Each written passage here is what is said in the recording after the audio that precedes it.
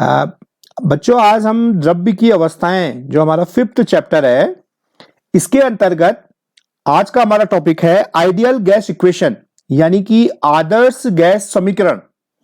तो हम आदर्श गैस समीकरण को डिराइव करेंगे और उससे संबंधित आंकिक प्रश्नों को हल करेंगे।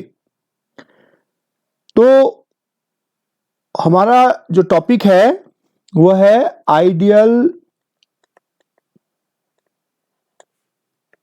Gas equation. तो हम आइडियल गैस इक्वेशन यानी कि आदर्श गैस समीकरण, जो हमारी आदर्श गैस समीकरण है, इसको हम डिराइव करेंगे। तो पहले हम समझते हैं कि आदर्श गैस समीकरण होती क्या है।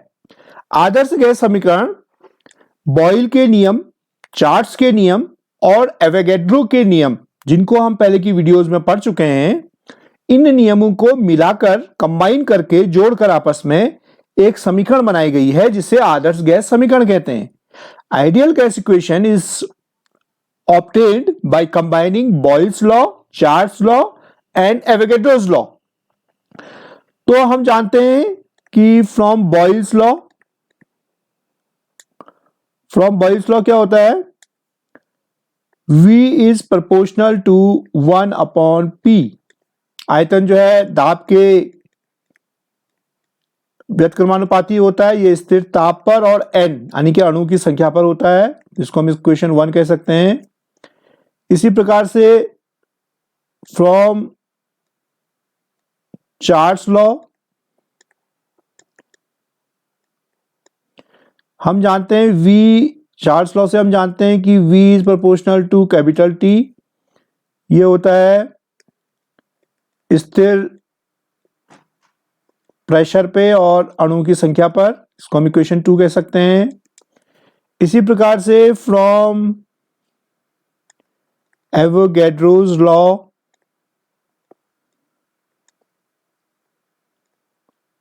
हम कह सकते हैं कि जो V है it is proportional to N।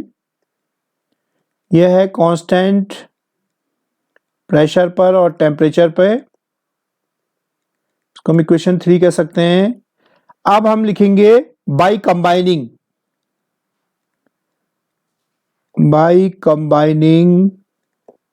यानी कि जोड़कर इक्वेशन 1, 2 एंड 3,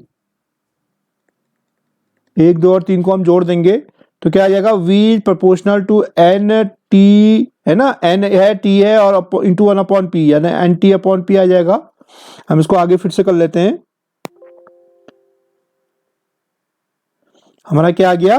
तीनों को जोड़ने पर V is proportional to NT/P। ठीक है ना। अब हम देखिए इसको V इज इक्वल टू करते हैं, जब भी हम कांस्टेंट से मल्टीप्लाई करते हैं, जब भी हम प्रोपोर्शनलिटी के साइन को हटाते हैं तो एक कांस्टेंट लेते हैं। यहाँ पे R है कांस्टेंट,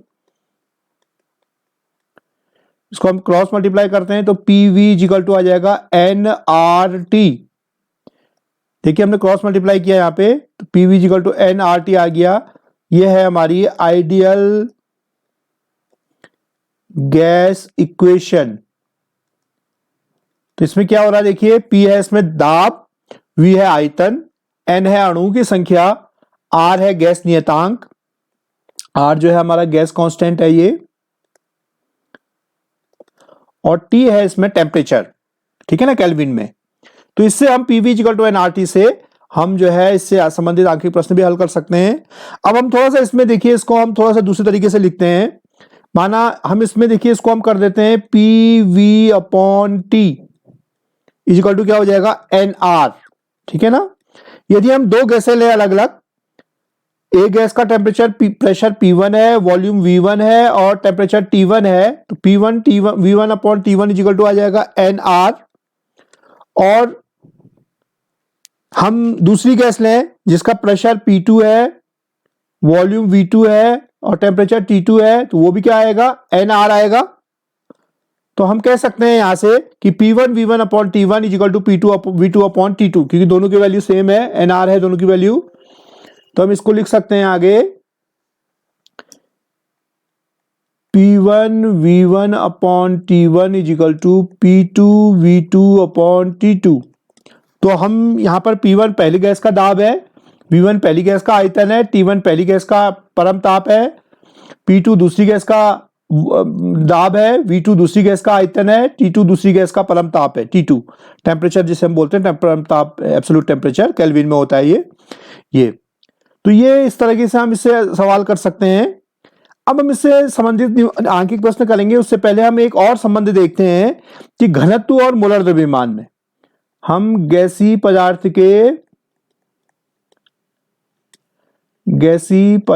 के घनत्व डेंसिटी एवं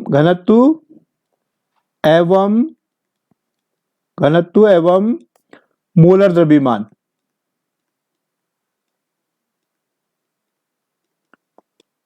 में संबंध देखते हैं।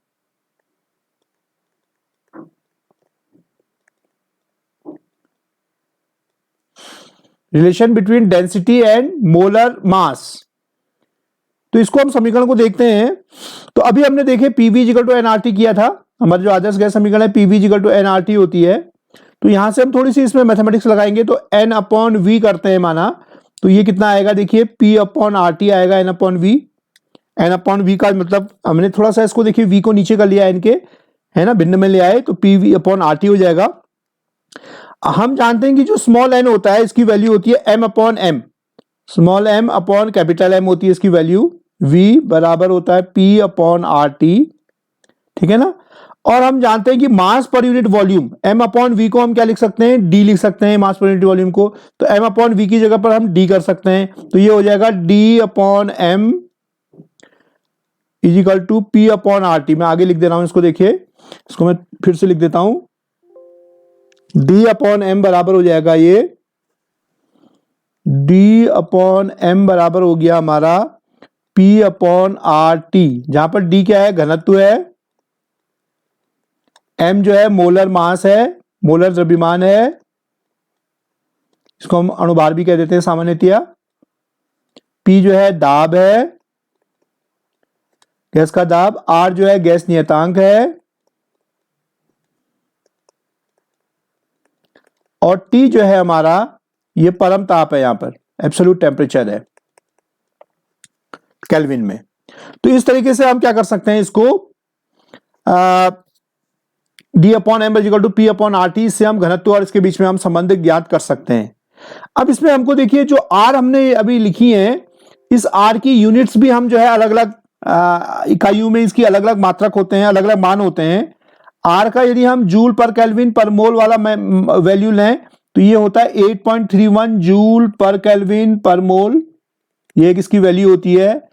R की दूसरी इकाई में 0.08 0.0821 लीटर एटमॉस्फेयर केल्विन पर मोल, ये इसकी जो है दूसरी इकाई में इसकी R की वैल्यू है। इसी प्रकार से हम R की वैल्यू को हम ATM सेंटीमीटर क्यूब में भी लिख सकते हैं, तो उसमें आ जाएगी इसकी वैल्यू, इसको मैं दोबारा लिख दे रहा हूं, R equal to 82.1 ATM centimetre cube per kelvin per mole आ गई इसकी यूनिट, ठीक है ना। तो इस प्रकार से हम R की जो है अलग अलग डिजिट्स में अलग अलग यूनिट्स निकाल सकते हैं। इसी प्रकार से हम R इक्वल टू लिखो 8.314 इंटू 10 टू द पावर 7 अर्ग में हम इसको लिखें इसकी यूनिट, तो अर्ग पर केल्विन पर मोल इसकी यूनिट होती है। तो ये R की अलग अलग यूनिट्स में, जिसमें न्यूमेरिकल्स में जिस यूनिट में आपके और मात्रक दिए हों उस यूनिट को हम R की उस वैल्यू को हम यूज करेंगे। तो ये हमने इसका देखा। अब हम इस पर आधारित एक ज्यादातर हमारी 8.31 और 0.0821 वाली वैल्यूज यूज होती हैं। अब हम देखते हैं इससे संबंधित एक आंकिक प्रश्न करते हैं।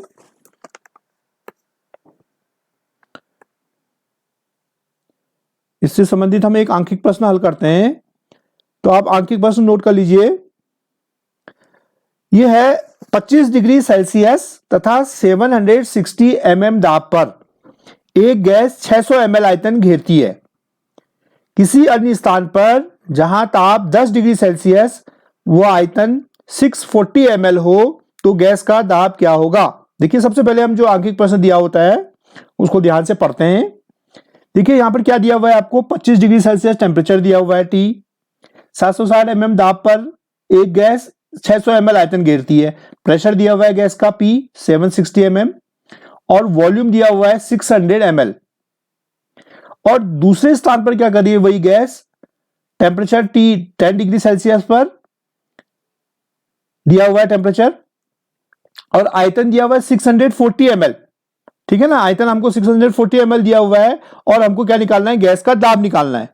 तो देखिए हमें क्या क्या दिया हुआ है, P1 दिया हुआ है हमें, देखिए मैं यहीं पर कर रहा हूं,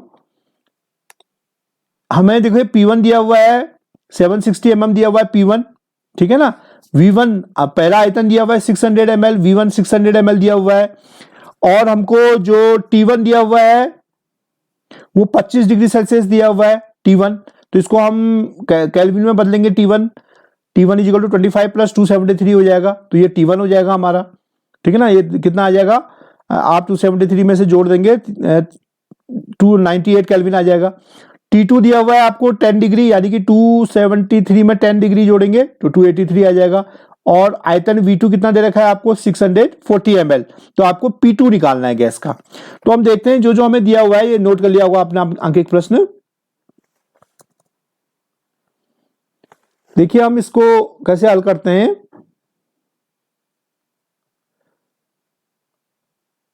इसको हल करने के लिए देखिए हमें दिया हुआ है P1 दिया हुआ है, पहला गैस का जो दाब दिया हुआ है 760 mm दिया हुआ है मरकरी, ठीक है ना।